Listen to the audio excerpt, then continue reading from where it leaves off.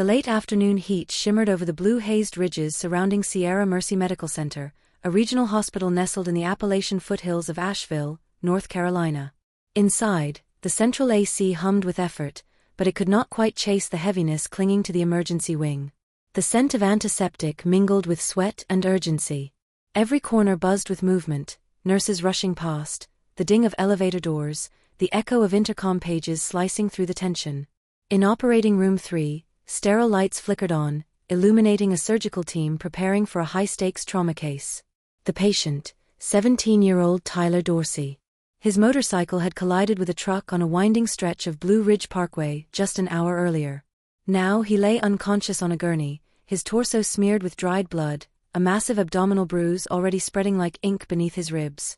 Dr. Ethan Grant stood at the stainless steel table, reviewing the trauma report with quiet intensity. He was known throughout the hospital as exacting, even cold, a surgical genius whose standards were as sharp as his scalpel. With graying temples, square shoulders, and unreadable eyes behind his surgical mask, he was the kind of doctor who made no room for error and expected none from others.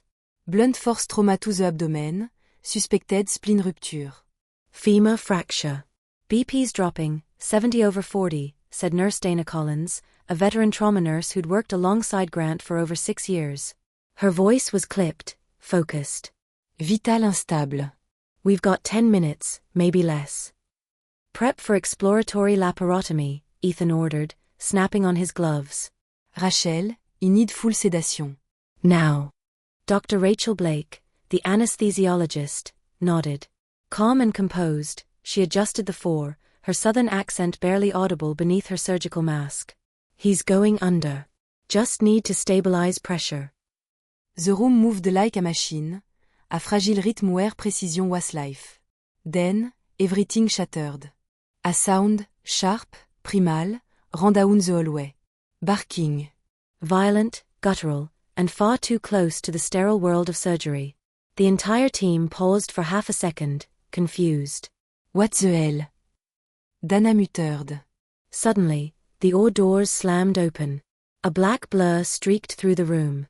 It was a dog, large, lean, fur black as pitch with a white scar-like line on its neck. Its eyes were wild, red-rimmed, but not from madness.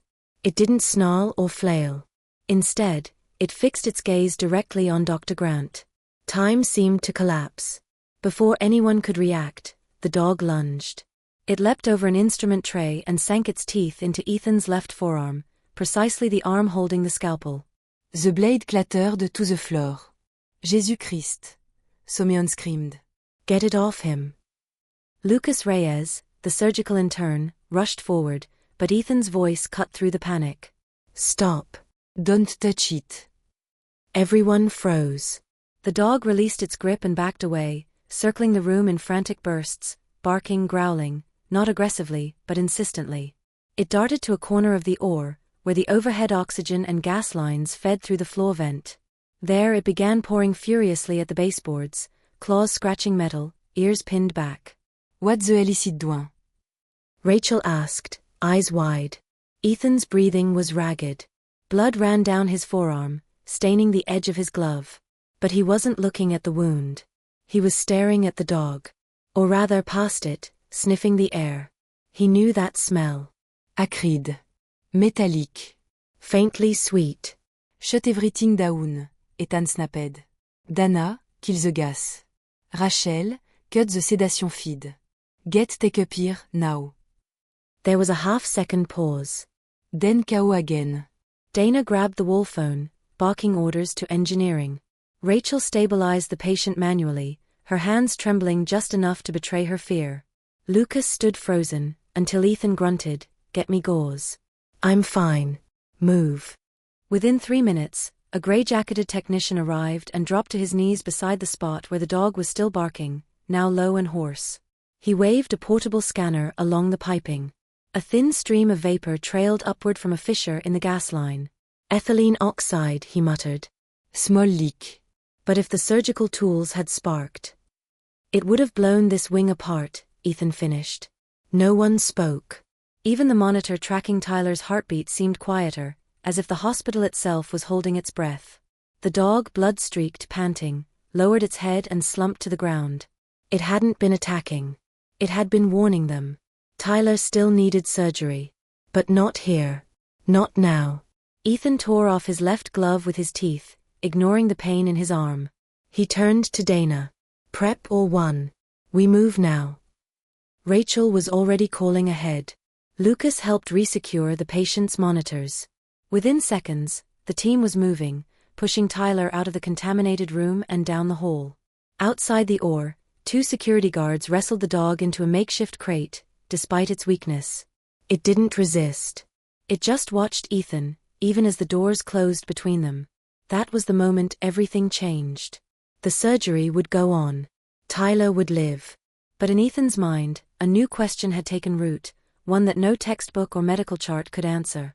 What kind of animal does that? And more importantly, why? The corridors of Sierra Mercy pulsed with hurried footsteps and low murmurs as the surgical team pushed Tyler Dorsey's gurney toward operating room 1. The temporary OR wasn't equipped with all the advanced systems of OR3, but it had the essentials, and right now, it was the only safe place left to save the boy's life. Vitals dropping again, Rachel called out, glancing at the monitor. BPS 60 over 30.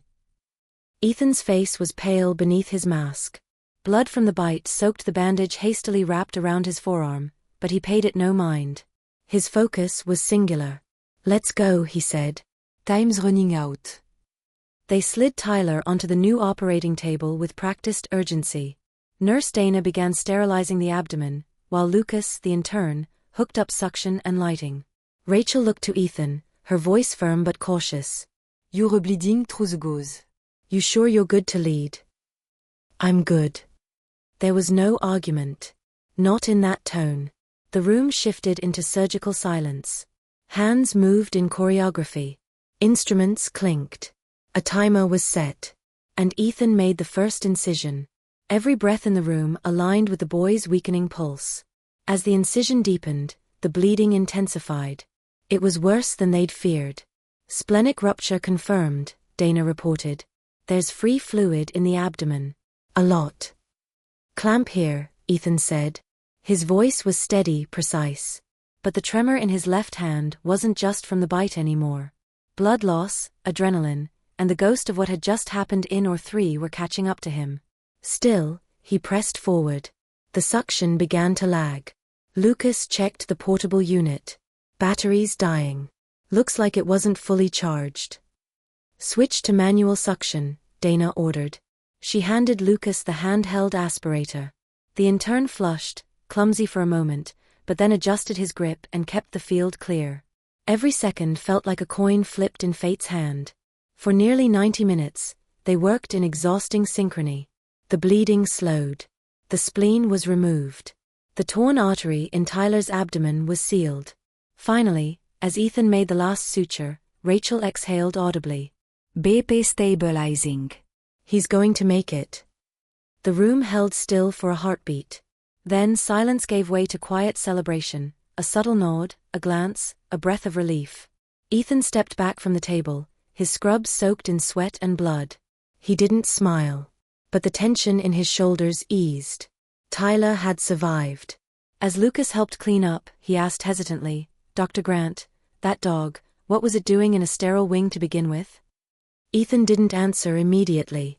He walked to the sink and began scrubbing blood from his arms, mindful not to reopen the wound beneath the fresh gauze.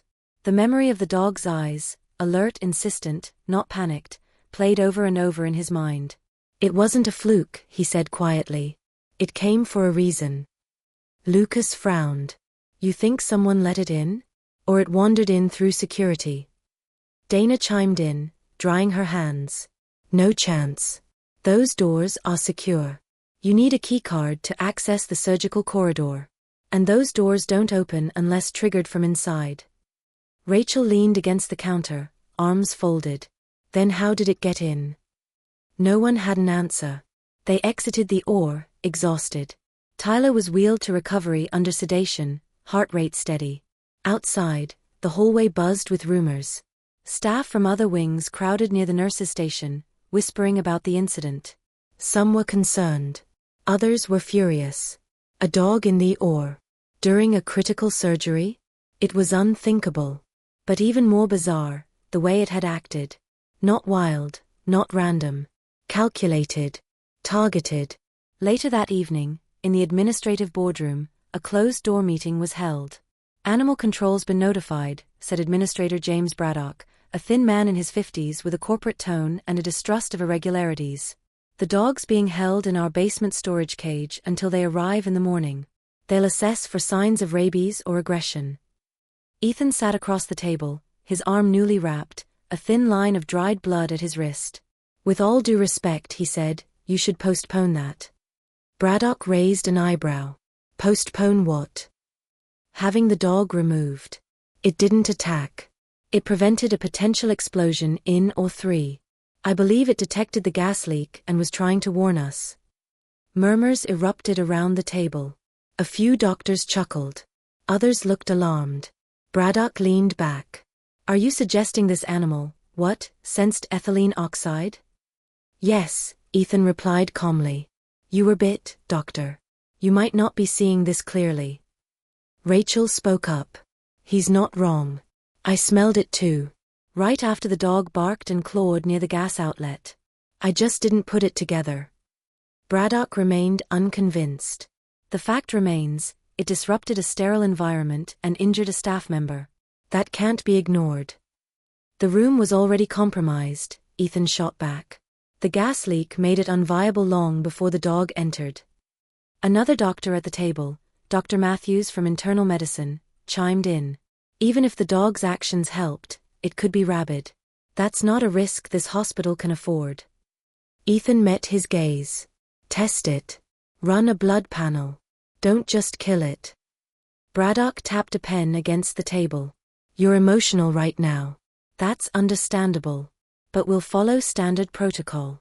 The dog entered a secure medical zone. It bit a physician. Unless we find ownership papers and vaccination records, Animal Control will proceed as scheduled. The meeting ended with no resolution. Ethan walked out without a word. Downstairs, in the dim storage cage beside the defunct maintenance bay, Shadow lay curled on a blanket someone had tossed inside. The makeshift collar, a strip of surgical gauze, still clung to its neck. Its breathing was shallow but steady. When Ethan approached, the dog raised its head slightly. Their eyes met. He crouched beside the bars. You knew, he murmured. Somehow, you knew something was wrong. The dog didn't move. But its ears twitched, just slightly, as if acknowledging the thought. Behind him, footsteps echoed. Dana entered, holding a small container. Brought food. He hasn't touched anything since this afternoon. Ethan nodded. Thanks. They stood in silence for a long moment. You think he's trained? Dana asked. I think he's something more, Ethan said. And I'm not letting them kill him without a damn good reason. Dana placed the container down by the cage. Then you better start building that reason fast. As she walked away, Ethan remained there, watching the animal that had bled for a room full of strangers. In the hallway above, the hospital moved on, buzzing, talking, forgetting. But downstairs, behind a cage, a life waited for its verdict. And Ethan Grant, for the first time in a long time, wasn't just fighting to save a patient. He was fighting for a soul no one else believed was worth saving. By morning, the story had spread. In the cafeteria, the break rooms, the locker corridors, every corner of Sierra Mercy hummed with the same whispers. A dog had entered an operating room. It had bitten Dr. Grant. It had somehow warned of a gas leak. Now, it was being held in a storage cage, awaiting judgment. To some, the story sounded absurd. To others, it was terrifying. Either way, it had unsettled something deep in the hospital's rhythm, a breach in the sterile wall of control they all relied on. At 7:30 a.m., the door to the cage room opened again. Lucas Reyes, still in his intern scrubs from the night before, stepped in carrying a folder, his face both anxious and curious. He found Dr. Grant already there, sitting on an overturned supply crate in front of the cage, one hand resting on his bandaged arm, the other holding a thermos of coffee that had gone cold. You're here early, Lucas said. Didn't sleep, Ethan replied without looking up. Shadow lay curled on the floor, alert but still, his golden eyes tracking Ethan's every breath. The dog hadn't barked once since being locked up. He hadn't growled, hadn't whined. He simply waited. Lucas hesitated. So, I was reading up last night. There are cases, real ones, of dogs trained to detect chemical leaks. There's even military K9 units that can smell certain gas combinations before sensors pick them up. Ethan looked at him for the first time. I know. I mean, if that's the case, and this dog's been trained, he must have belonged to someone. Maybe military, police, search and rescue. Or someone off the grid. Lucas frowned. You think he's a stray? No. I think someone let him go. Or lost him. Or worse. He handed Lucas a slip of paper. Get his blood tested. Full panel. Rabies, yes, but also see if he has microchipping, residual sedation markers, or any indicators of tracking implants. Lucas blinked. We have that equipment? We don't. But animal control does. And I want to be there when they run it. Won't that raise flags? I hope it does. 2 hours later, the animal control officer arrived. She was tall, efficient, and visibly irritated by the attention the case was drawing. This isn't a shelter, she said as she unlatched the cage. This is a hospital. This animal shouldn't be anywhere near sterile equipment, let alone an operating room. He didn't break in, Ethan said calmly. He was let in. Somehow. She gave him a hard look. Are you saying a staff member allowed an unregistered animal into a critical care wing? I'm saying you should hold off judgment until you run a full panel. Rachel appeared behind him, arms crossed. We'd like the test results forwarded directly to Dr. Grant. The officer hesitated, then sighed. Fine. I'll run the tests.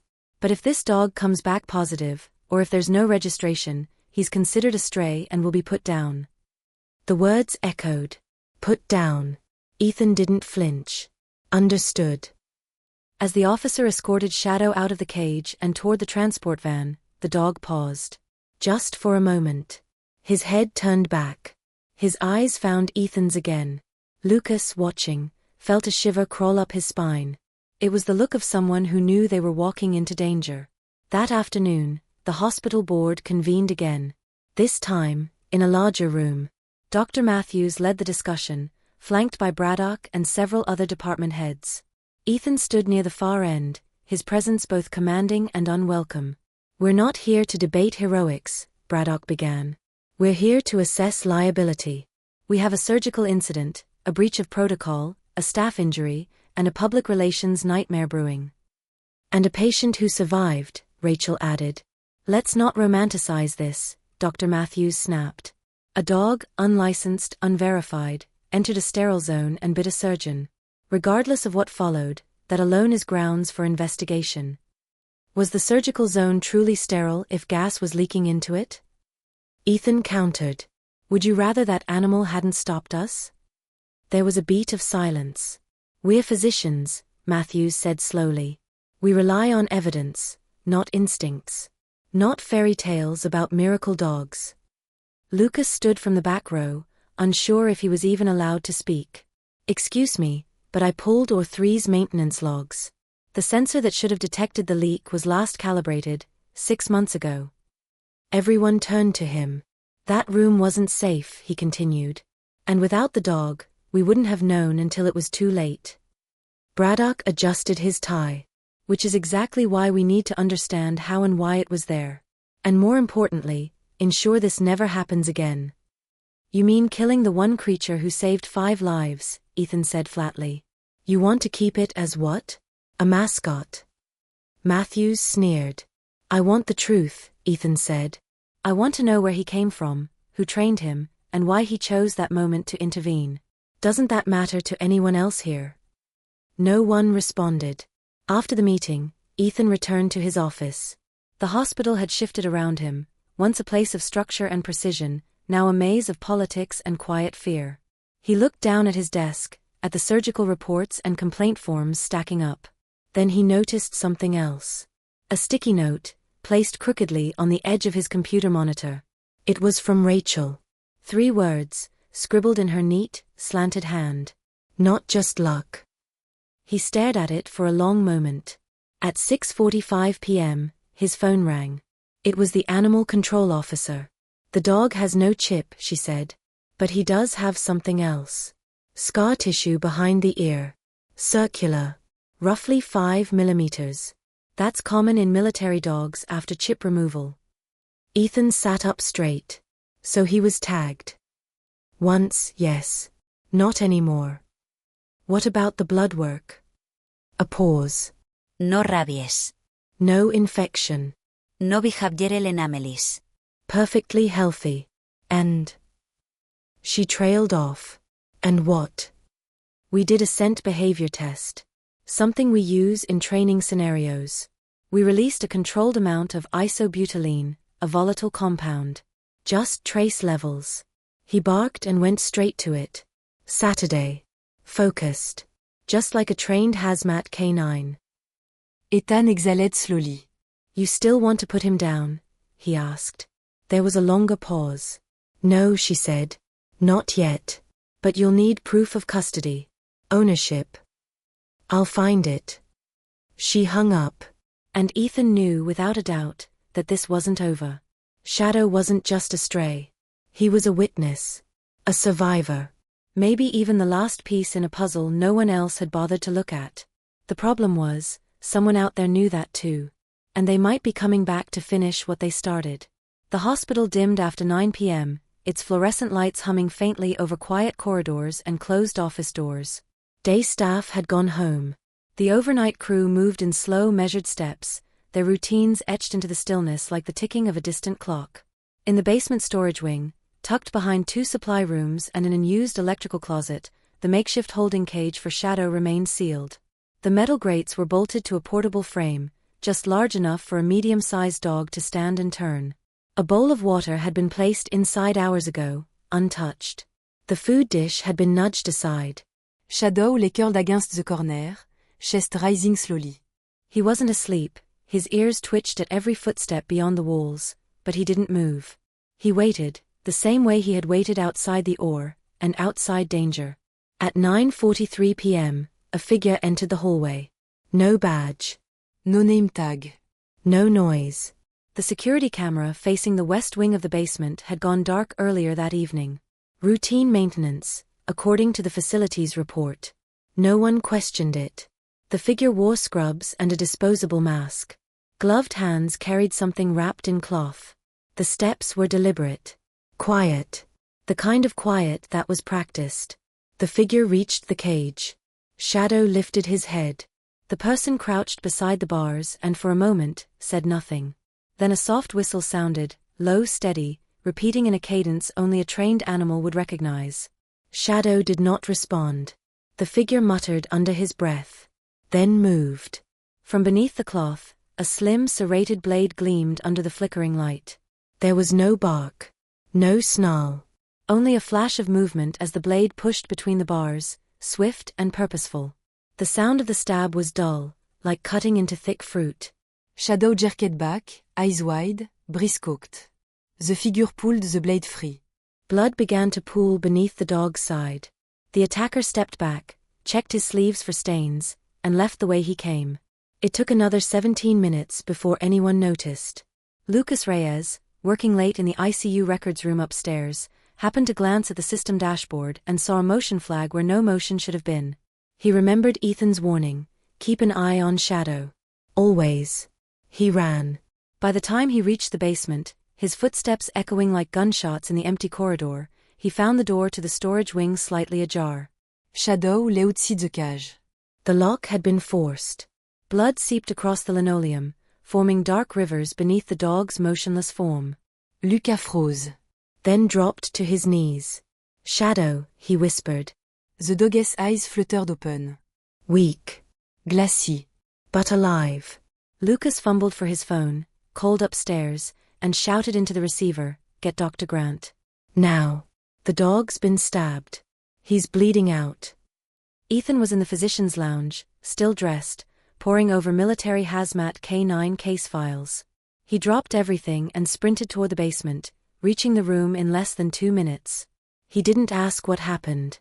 He saw the blood, the gash near Shadow's left flank, the dog's trembling breath, and immediately took control. "Get me gloves, gauze, antiseptic," he ordered. We're taking him to the old surgical bay. But the old bay's decommissioned, Lucas said. It still has a table. Tête neuf. Together, they carried Shadow upstairs, wrapped in towels, careful not to jostle the wound. It wasn't deep enough to hit a lung, but it was slicing into muscle, and the bleeding hadn't stopped. Inside the dim surgical room that hadn't been used in years, Ethan scrubbed his hands and arms in near silence. Lucas prepped a tray. Rachel arrived 10 minutes later, breathless, still in her jeans. Dana called me, she said. What happened? Someone tried to finish what they started, Ethan said, snapping on gloves. Help me sedate him. Light dose. You're going to operate? He doesn't have time to wait for a vet. We keep him breathing until we find a better way. The procedure was crude but controlled. Ethan cleaned the wound, clamped a nicked blood vessel, and closed the muscle in layers. Every motion mirrored the human surgeries he had performed 1,000 times. Rachel monitored vitals manually, while Lucas stood by with suction. An hour later, Shadow lay still, stitched and bandaged, breathing steadily. He'll live, Ethan said quietly. Rachel leaned back, arms sore. This can't be a coincidence. It's not. They're trying to silence him. Ethan looked up. Exactly. Rachel frowned. He's a dog, Ethan. No, Ethan said. He's a witness. They moved Shadow to a recovery room once used for immunocompromised patients, small, secure, and most importantly, isolated. Dana joined them just before sunrise, her uniform wrinkled, a thermos of black coffee in hand. No sign of forced entry on the main wing, she said. But that basement corridor? The camera was off. Conveniently. You want access log. Every staff badge swiped in that area after 9 p.m., Ethan said. That'll raise eyebrows. Let them raise. Rachel sat beside Shadow's bed, gently stroking his paw. You think this goes beyond Sierra Merci. Ethan nodded. I think someone out there knows this dog didn't just smell a gas leak. He recognized something. Meb Someon. And they don't want him recognized back. Dana crossed her arms. So what now? We can't keep him hidden forever. I'm not hiding him, Ethan said. I'm protecting him until we know who tried to kill him. And why? Lucas lind against the doorframe. Dr. Grant, you think this is connected to Tyler? Ethan turned to him. Yes. Ido. Because of his dad? Yes. Lucas hesitated. Then if they're willing to stab a dog in a hospital basement, what do you think they'll do next? Ethan didn't answer. Because deep down, he already knew. Ethan didn't sleep that night. He remained in the small isolation room with Shadow, seated in the corner beneath a dimmed wall lamp. The dog lay on a cushioned mat wrapped in a clean blanket, the fresh stitches along his flank rising and falling with each slow breath. Occasionally, his ears twitched, but he didn't move otherwise. The sedative still held, though lightly now. Ethan had watched patients fade before, some slowly, some violently, but this felt different. This was a creature who had no name in any official system, no family, no medical records, no voice to testify. And yet, this dog had bled twice for others within days. And someone had come back to finish the job. At 6:15 a.m., Dana returned with a tablet in her hands and dark rings under her eyes. I pulled the badge scan logs like you asked, she said, handing the tablet to Ethan. Only 3 IDs accessed the west basement wing after 9 p.m. last night. Ethan scrolled through the entries. The first 2 names made sense, a janitor and a pharmacy technician, both confirmed through cameras in other wings. The third name, however, stopped him. Thomas Heller, he read aloud. He's a maintenance tech, Dana said. Night shift. Usually works HVAC and plumbing. Ethan's eyes narrowed. Is he working today? Scheduled to clock in at noon. Don't confront him, Ethan said. Not yet. Let me dig first. Rachel walked in just as he finished the sentence, a steaming cup of coffee in her hand and a manila folder under her arm.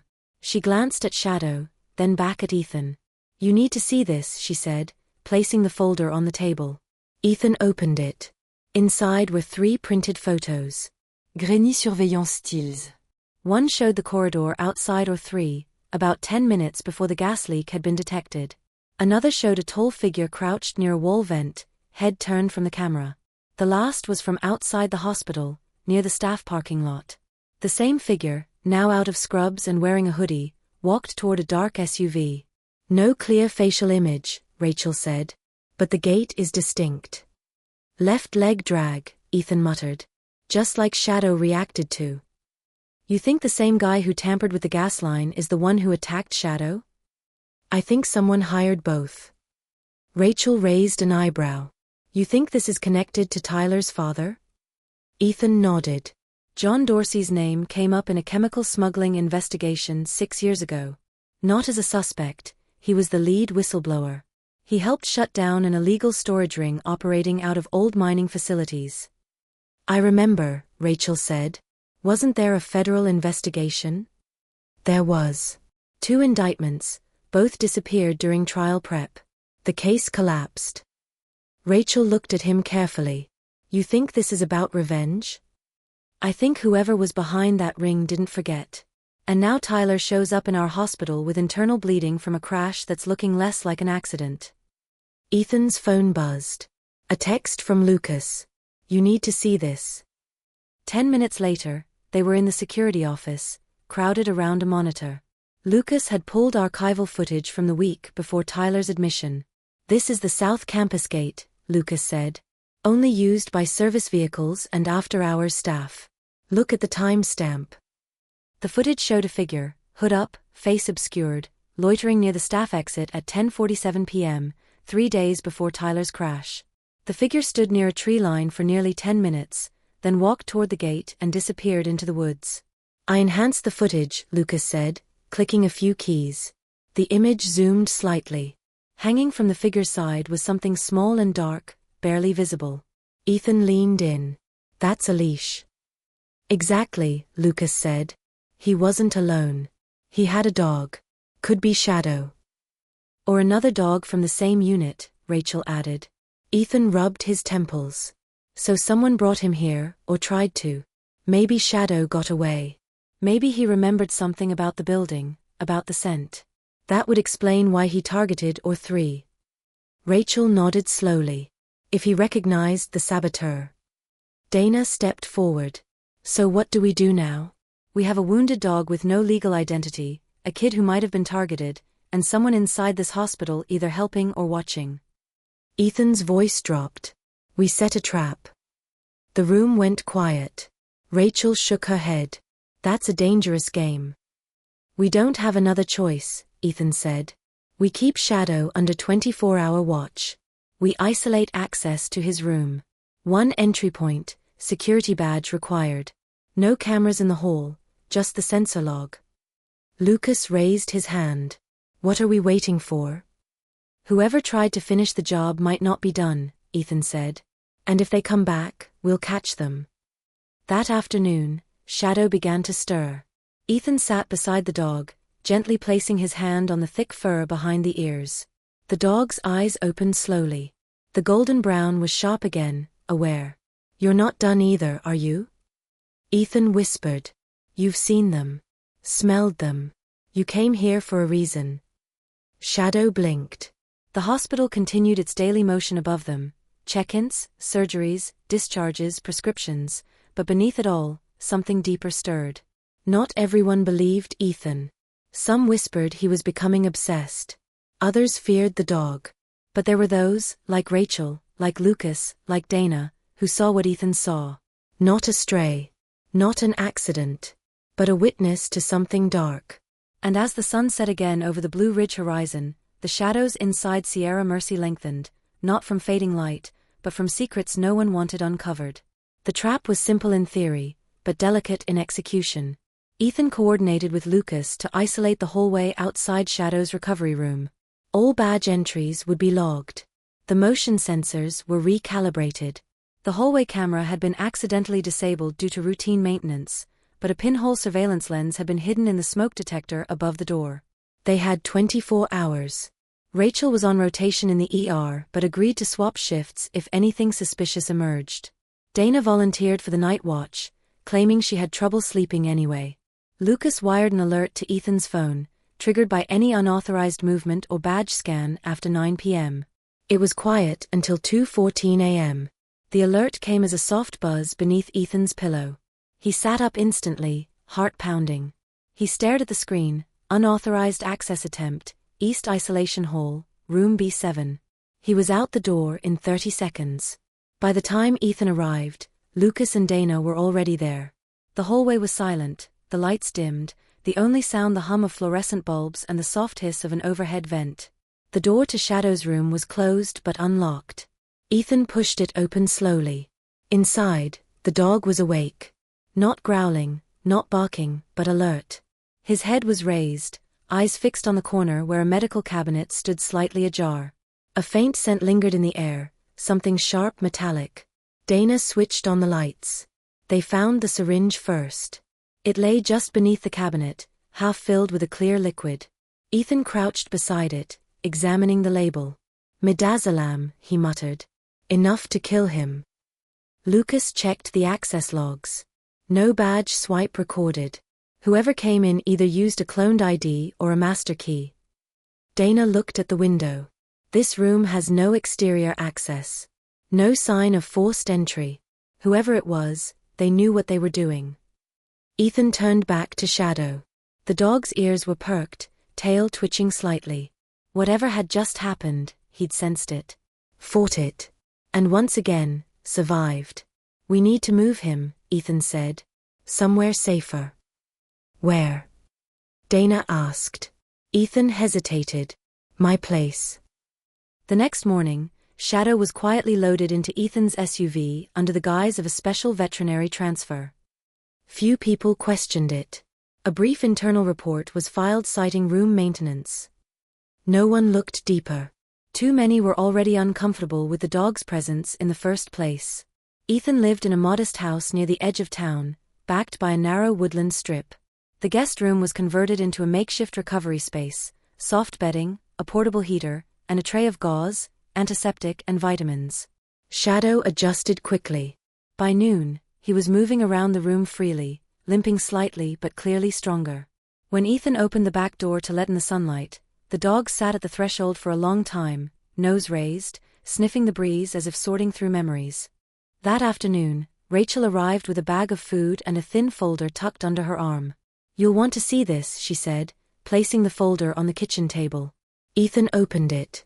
Inside were several documents, purchase records, facility maintenance reports, and a photo, grainy but recognizable, of a younger man with dark stubble and a maintenance uniform. Thomas Heller? Ethan asked. Rachel nodded. We dug deeper. He used to work in a chemical processing plant outside Knoxville.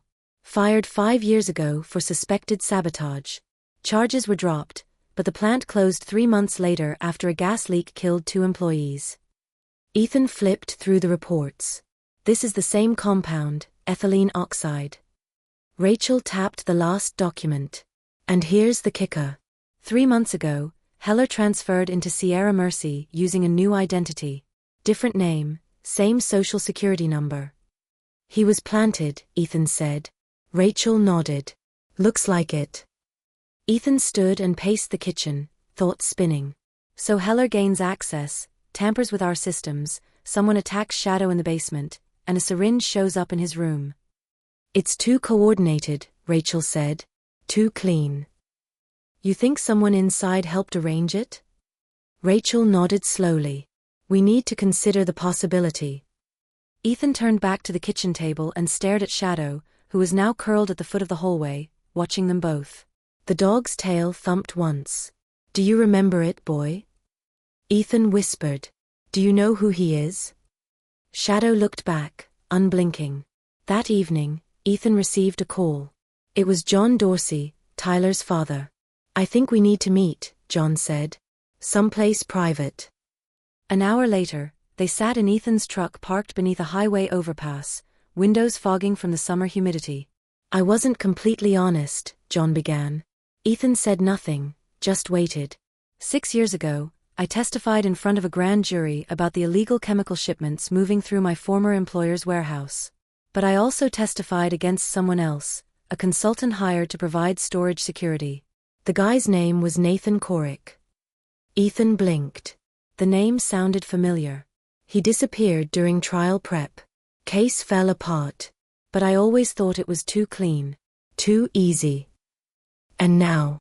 Last week, I got a letter, John said. No return address. Inside was a picture of Tyler walking home from school. And a note, history never forgets. Ethan stared at him. Why didn't you tell us sooner? I thought it was just a scare tactic. But when I heard about what happened in the hospital, about the leak, the dog, I started putting it together. You think Korik is back? I think someone who worked with him is cleaning house. And Tyler's just a message. Ethan sat back. So much was unclear. Who exactly was Korik? What did he want? And why Shadow? I've seen that dog before, John said suddenly. Ethan snapped his head up. What? Not exactly that one, but the same kind. Same training. We had a contract with a K9 unit for chemical detection. They used Belgian Malinois. One of them went missing during a routine check. Ethan's mind raced. That explained the training. The loyalty. The recognition. Shadow wasn't just a dog. He was a ghost from a failed operation, still trying to finish the job his handlers abandoned. Back at home, Shadow was staring out the window. The street was quiet. But his body was tense. Muscles coiled. Ears forward. Ethan stepped beside him and looked through the glass. A man stood across the street. Too far to make out his face. Too still to be casual. He watched for a long time before slowly turning and disappearing down the sidewalk. Ethan didn't follow. But Shadow did. The next morning, the footprints were still visible in the dewy grass. And Shadow's nose followed every step. Something was coming. And this time, they weren't just fighting for one boy or one dog. They were standing in the way of a much darker truth. The hunt was about to begin. By the following morning, the tension in Ethan's house had grown dense, as if the walls themselves were holding their breath. Shadow was pacing. Not aimlessly, but as though searching. His ears pricked with every sound, his nose sniffing each shift of air through the cracked window. He hadn't touched his food since dawn. Ethan sat at the table, going over John Dorsey's statement. Nathan Korik, an elusive figure from a buried scandal, was back in focus. Only now, the trail wasn't just legal. It was lethal. Across from him, Rachel was scrolling through hospital access logs and financial records. Her eyes narrowed as she tapped something.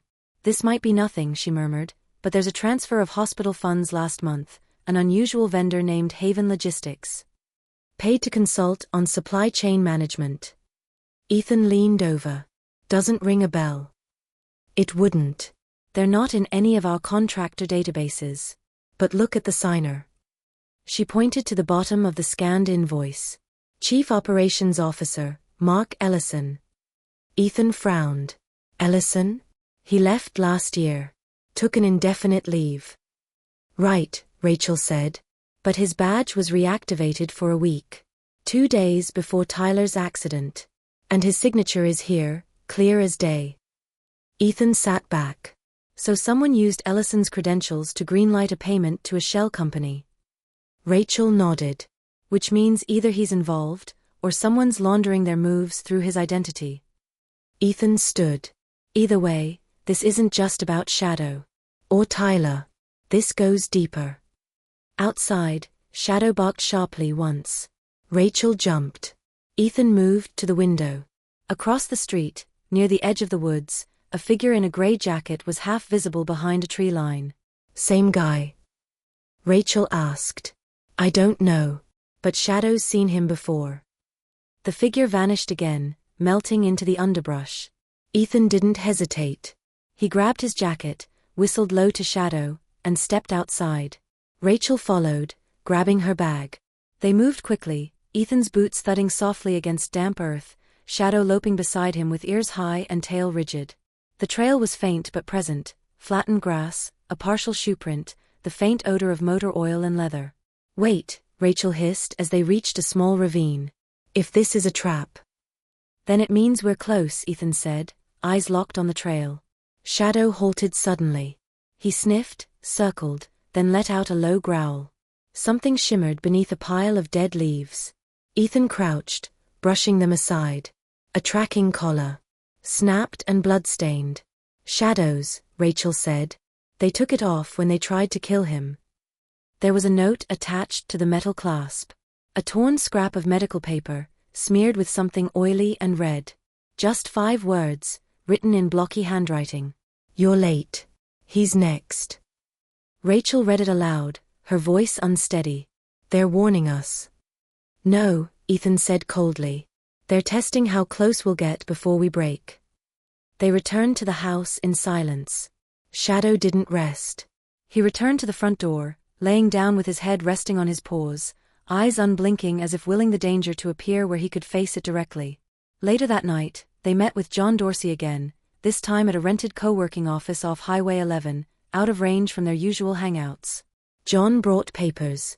Old court documents, redacted reports, his personal notes from the failed trial against the chemical firm. Ethan flipped through them, page by page, looking for patterns. "Corrick never testified," John said. "The theory was that he'd either been bought off or threatened. But I think now, he was part of it all along." "And Shadow?" Rachel asked. They moved quickly, Ethan's boots thudding softly against damp earth, Shadow loping beside him with ears high and tail rigid. The trail was faint but present, flattened grass, a partial shoe print, the faint odor of motor oil and leather. "Wait," Rachel hissed as they reached a small ravine. "If this is a trap." "Then it means we're close," Ethan said, eyes locked on the trail. Shadow halted suddenly. He sniffed, circled, then let out a low growl. Something shimmered beneath a pile of dead leaves. Ethan crouched, brushing them aside. A tracking collar. Snapped and blood-stained. "Shadows," Rachel said. "They took it off when they tried to kill him." There was a note attached to the metal clasp. A torn scrap of medical paper, smeared with something oily and red. Just 5 words, written in blocky handwriting. "You're late. He's next." Rachel read it aloud, her voice unsteady. "They're warning us." "No," Ethan said coldly. "They're testing how close we'll get before we break." They returned to the house in silence. Shadow didn't rest. He returned to the front door, laying down with his head resting on his paws, eyes unblinking as if willing the danger to appear where he could face it directly. Later that night, they met with John Dorsey again, this time at a rented co-working office off Highway 11, out of range from their usual hangouts. John brought papers. Old court documents, redacted reports, his personal notes from the failed trial against the chemical firm. Ethan flipped through them, page by page, looking for patterns. "Corrick never testified," John said. "The theory was that he'd either been bought off or threatened. But I think now, he was part of it all along." "And Shadow?" Rachel asked. There were rumors that the company used dogs to test chemical exposure protocols. That they worked with a third-party security force to protect their hidden storage facilities. If Shadow was from one of those programs, and he got out. Ethan nodded grimly. "Then he knows more than any of us do." "Can a dog really remember that?" Rachel asked. Ethan didn't hesitate. "Yes." He turned to Shadow, who was sitting near the door, eyes locked on John as if recognizing something familiar in his scent. "He doesn't forget," Ethan said. "He tracks behavior. Sound. Smell. Faces. Even years later, they linger like ghosts." John shook his head. "If this is true, it's not just about Tyler. It's a sweep. They're cleaning house." Rachel added, "And anyone who's connected to the original investigation is at risk." "Including you," she almost said. Back at Ethan's home, Lucas had arrived. He'd been tracing data on the vendor payments Rachel had uncovered. His findings made everyone freeze. "Haven Logistics is a front," Lucas said, dropping a flash drive on the table. "Registered under a Delaware Shell Corp. But trace the IP used to send the invoices." He plugged in the drive. The screen filled with a map. "That," Lucas said, "is the same IP as the hospital's restricted network. Someone inside Sierra Mercy is actively helping them." "Name?" Ethan asked. Lucas hesitated. "Still encrypted. But I narrowed it to 3 admins with that level of access. One of them is still on the job." Rachel leaned in. "Who?" Lucas turned.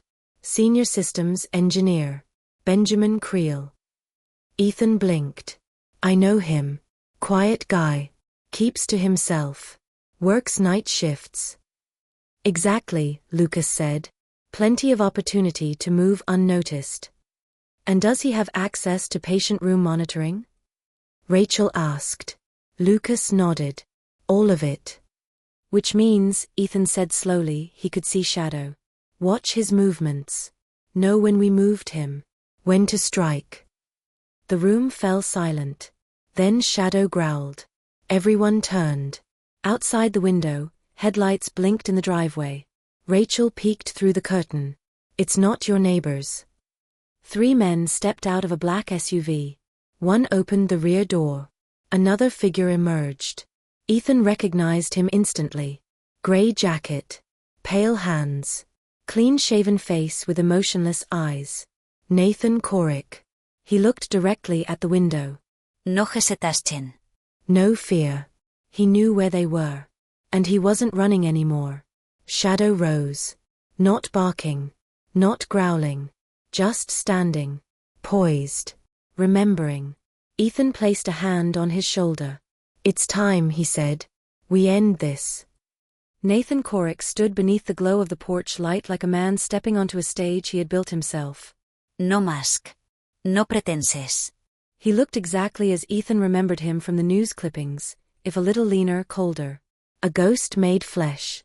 Behind him, 2 men lingered at the edge of the driveway. Silent. Motionless. Watching. They weren't amateurs. Everything about their posture, their clothing, their movements, it screamed training. Inside the house, Ethan reached for the concealed drawer beneath the hallway shelf and removed a locked case. Inside was an old 9mm pistol, legally registered, hardly used. Rachel stepped beside him, her voice calm but tight. Do you think they'll try to break in? I think they want us scared, Ethan replied. And if that doesn't work, they'll escalate. John Dorsey moved to the living room window, parting the curtain just enough to observe. They don't look like they're here to negotiate. Shadow paced by the door, his eyes locked on Corrick, his entire body alert. Not anxious, aware. As if he too recognized the man on the porch. As if something deep in his memory was pulling forward, scent by scent, detail by detail. Ethan opened the front door slowly, leaving the screen door between them. The air was sharp, thick with the faint scent of wood smoke and ozone. A storm was coming. You brought company, Ethan said flatly. Corrick offered a polite smile. I didn't come for trouble. I came for what's mine. You'll have to be more specific, Ethan said. Corrick's eyes dropped to Shadow, who had stepped beside Ethan, lips pulled back in a silent snarl. That, Corrick said, belongs to a program you don't understand. A liability. One that's already interfered with a sensitive operation. Etanes Eisnerode. You tried to kill a boy. Cover dit up. Framed an accident. Then you tried to silence the only witness. And you're calling him a liability. He's not just a witness, Corrick said. He's a breach. A trained asset that went rogue. You don't know what he's capable of. I know he saved lives, Ethan shot back.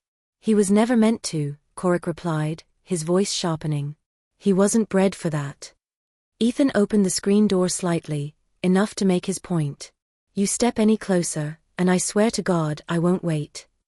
Corrick raised his hands lightly, mock surrender. Relax. You're a surgeon, not a soldier. I'm a father, Ethan said. That's more dangerous. There was a long silence. Then Rachel stepped beside Ethan.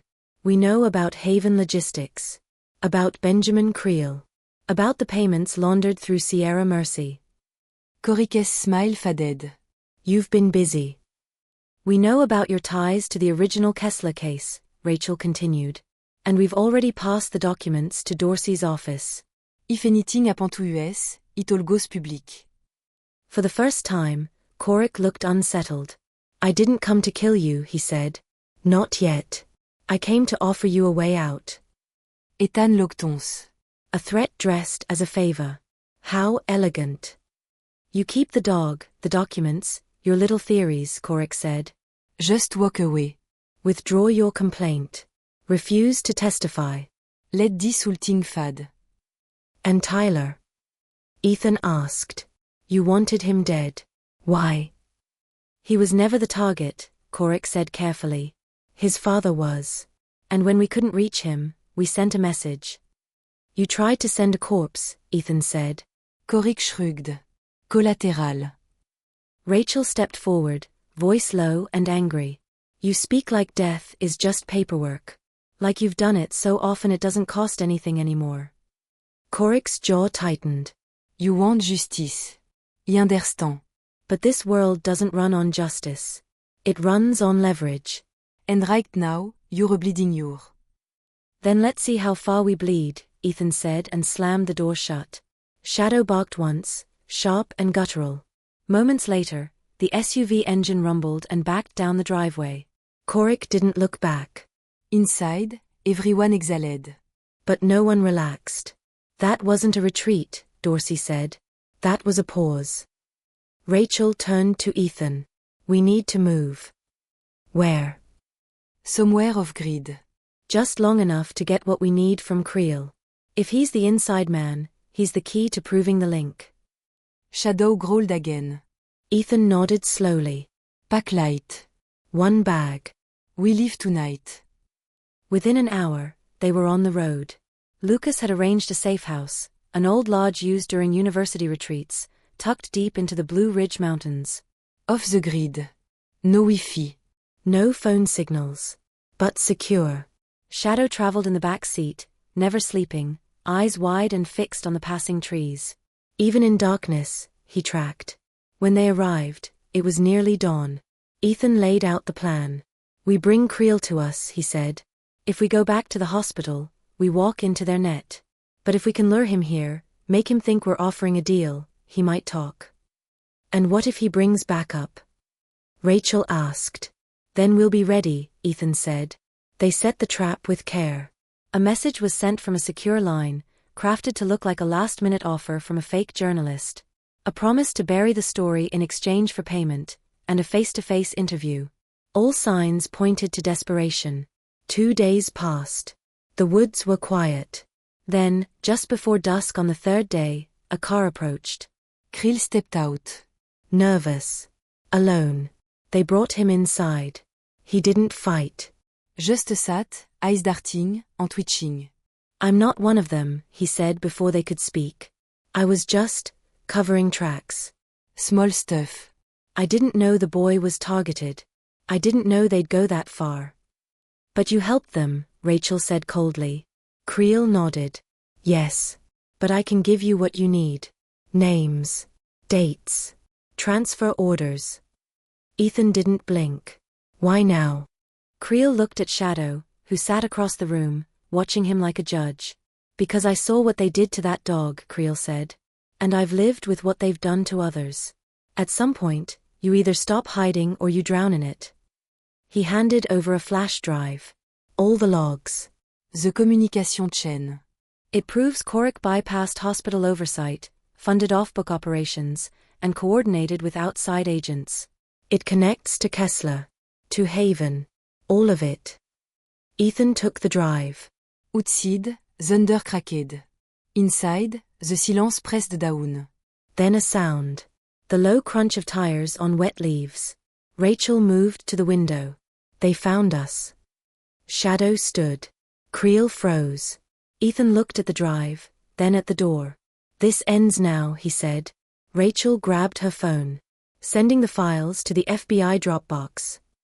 Ethan nodded. If we don't walk out, at least the truth will.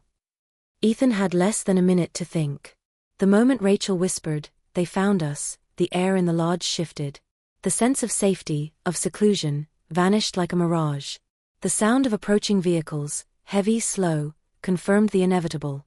They were coming in hard, but cautious. They didn't want a firefight. Not unless they had to. Creel backed against the wall, breathing fast, eyes darting. They'll kill me, he whispered. If they know I gave you that drive. They already know, Ethan said flatly. Rachel stepped into the hallway, handed Ethan a duffel with the emergency med kit, backup power cells, and the encrypted laptop holding copies of the drive. Dorsey moved to the back door, peeking through the blinds. 3 men. 1 SUV. They're spreading out. Tactical formation. They're not here to talk, Rachel said. We hold them off long enough to finish the upload, Ethan said. We don't need to win this fight. Juste survie vite. Shadow stood at the center of the room, motionless but alert. His head tilted, listening, calculating. The storm outside had intensified. Lightning flashed against the windows, followed by a rumble so low it seemed to come from within the walls. Then the first knock. Hard. Deliberate. No words. Just 3 firm thuds on the front door. Ethan didn't move. Creel whispered, "That's how they always announce themselves." No names. Just the knock. Ethan glanced at the laptop. File transfer at 38%. Too slow. He looked to Rachel. "If something happens." "Don't," she said. "We either make it together, or not at all." Another knock. Then the sound of someone circling toward the back. Dorsey tightened his grip on the old shotgun he'd found in the lodge's storage room. "I count 2 on the west side," he whispered. "1 near the rear window." Then the first window shattered. A flashbang. The explosion of white light and sound rocked the lodge. Shadow moved first, diving, knocking over Creel, dragging him behind the sofa. Ethan shielded his eyes too late, the world disoriented by the deafening ring in his ears. Silhouette moved through the chaos. Tactical gear. Suppressed weapons.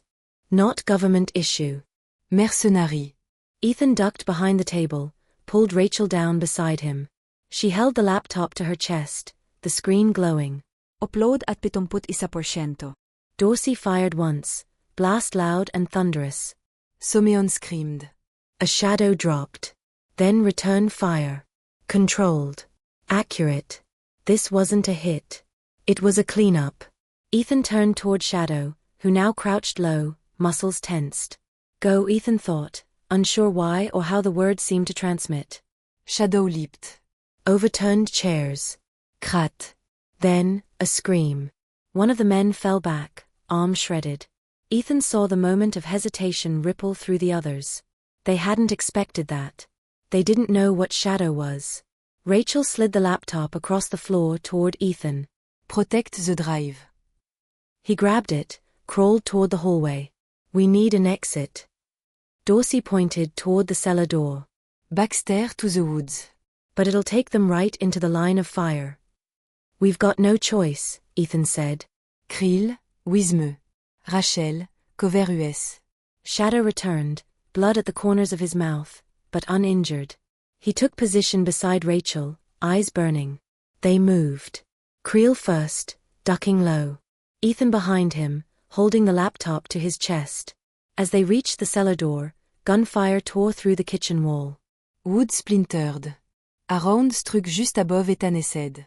They tumbled into the cellar, slammed the door shut. Rachel and Dorsey followed, with Shadow guarding the rear. As they descended the narrow steps, the storm outside reached its peak. Rain pounded the roof. Thunder cracked. They emerged into a crawlspace beneath the lodge, then through a side hatch that opened onto the forest. Trees loomed like sentinels. Where now? Creel asked, shivering. There's a ranger tower 2 miles south, Dorsey said. Old emergency shelter. If we can reach it, we can broadcast. They ran. Mud sucked at their shoes. Branches whipped their faces. Every step felt too loud, too slow. Behind them, shouts. Searchlight cut through the forest. They zigzagged, using the terrain to mask their trail. Shadow ran beside them, occasionally darting off to mislead or delay the pursuers. Finally, after 20 minutes of grueling uphill scramble, the silhouette of the ranger tower appeared, a skeletal structure barely standing, but enough. Ethan and Rachel hauled Creel up the ladder. Dorsey stayed low, scanning the woods. Inside, the signal was weak, but Rachel connected the drive. Satellite ping confirmed, she whispered. Transmitting now. Ethan collapsed beside her, gasping. État? 5 minutes. Below, movement. Flashlights. Voices. They followed us. Creel whimpered. We attraped. Not yet, Ethan said. He turned to Shadow. This is your call. You don't have to. Shadow was already gone. He leapt from the platform, disappearing into the woods. Then, chaos. Screams. Shouts. Gunfire. Ethan peered down, catching glimpses of dark shapes scattering, falling. Shadow moved through them like a ghost. Then a single shot cracked. Sharp. And silence. Ethanès briscoqued. Rachel's fingers froze over the keyboard. No, she whispered. But then, movement. Shadow emerged from the underbrush, limping, blood on his left side. Ethan scrambled down to meet him, arms out. Shadow collapsed into his chest. Alive. Hurt. But alive. Above, Rachel's voice rang out. Transmission complète. We're in. A choppé beat in the distance. Lights. Searchlight. Voices yelling in official tones. The sound of tactical boots replaced by the clamor of uniformed agents. The cavalry had arrived. They were safe. Or so they thought. But even as they were loaded onto the helicopter, Shadow beside Ethan on a stretcher, Dorsey's words lingered in the storm-filled night. This wasn't the end. It was a warning. Because somewhere, Nathan Corrick was still out there. And the truth they just exposed might only be the beginning. To be continued in Part 10. 3 weeks had passed since the night at the Ranger Tower. The footage had gone viral. The story had swept across media channels like wildfire, a Black Ops conspiracy, a rogue intelligence contractor, a dog that had saved a surgical team and exposed a crime. But truth, as always, came with a cost. Ethan sat on the bench outside the secure wing of the Walter Reed Medical Center, watching the morning sun stretch long shadows across the pavement. He looked older, more hollow in the face, though the fire in his eyes remained. Across from him, Rachel stepped out of the hospital, a tablet in her hands and a worried crease between her brows. He's stable, she said, sitting beside him. But there's nerve damage. They're not sure how much mobility he'll regain. Ethan nodded, eyes fixed on the closed door behind which Shadow, now publicly named Sado, lay resting. A canine hero, the media called him. The Pentagon hadn't officially recognized him, but public pressure had made it impossible to ignore. Animal rights groups, veteran associations, even politicians had taken a stand. But somewhere out there, Nathan Corrick still breathed. Ethan had no illusion. This isn't over, he said. Rachel turned to him. You think Corrick will resurface? He's too careful. He'll let the storm pass, let others burn in his place. But he won't stop. What we exposed was just a fragment. You saw the patterns in that second drive. She nodded. The second drive, recovered after agents raided Corrick's safe house in Montana, had unveiled a broader picture. Data pipelines, biometric manipulation, medical sabotage programs funded under the guise of national security. Experimental tech tested without oversight. Operation Halberd, she whispered. The Surgical Sabotage Initiative. 10 failed trials across 4 countries. Only 2 survivors. And they both had the same marker in their neural scans, Ethan said. That's why Sado reacted. He recognized it. Smell, Rachel murmure. Biochemical trace. They sat in silence, the implications sprawling before them like a road barely lit. Inside the medical wing, Sado stirred. His left leg remained stiff, and the scar across his ribs ran deep. But his eyes were alert. When Ethan entered the room, the dog lifted his head slowly, ears twitching. Hey buddy, Ethan whispered, crouching beside him. Sado nudged his hand, a soft sound in his throat. You saved all of us, Ethan said. Now I need to ask more of you. Rachel stood at the door, uncertain. Ethan looked up at her. We need to trace Corrick's funding stream. There's a third site. The pattern ends in Albania. Off-book lab, likely in league with foreign contractors. The trade doesn't stop here. Rachel hesitated. You're not cleared for field work. I was never cleared for any of this, Ethan replied. Neither were you. But here we are. You want to go dark again? She asked. Even after everything? Ethan straightened. I want to finish what we started. Before someone else killed. The days that followed were a blur. Rachel used her backdoor access to satellite networks and medical registries. Ethan made contact with a former NATO analyst, codenamed Fox, who confirmed the existence of a mobile lab project known as Vanta Edge. Its work mirrored the biometric sabotage protocols detailed in Halberd. And at the center of it, Corrick's name appeared again. With quiet approval from a small circle inside the agency, Ethan was greenlit for a recon mission, though the support was unofficial and deniable. Rachel came along not as an analyst, but as a partner. And Sado, against every regulation, was cleared for travel. They landed in Tirana under aliases, then moved south by armored SUV toward a village nestled near the border. According to Fox, the lab disguised itself as a rehabilitation facility for war victims. Funded by multiple shell charities. Guarded, but not military. As they approached, the village seemed too quiet. A strange stillness hovered in the streets. A child's ball rolled across the dirt road, but no one came after it. Doors closed. Curtin drone. They know we're here, Rachel said. Ethan checked the mirror. We're not here to sneak. We're here to extract proof. They parked a mile out and hiked through a dense olive grove. Sado moved cautiously, though his limp was visible. His senses remained razor-sharp. He paused once, sniffing the air, then continued forward. At the edge of the grove, the facility came into view.